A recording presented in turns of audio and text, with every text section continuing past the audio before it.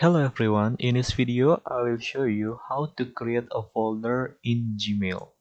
First of all, open your Gmail account and then select one or more emails that you want to put on that new folder by checking this checkbox, and then click on this move to icon. Then click on create new.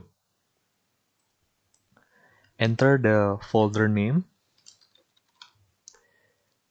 and also we can nest this folder under another folder,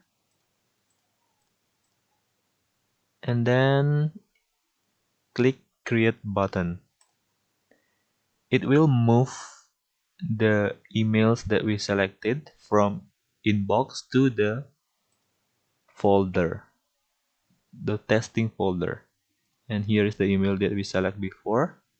And also if we hover this testing folder and click this three dots icon, we can change the color of this label,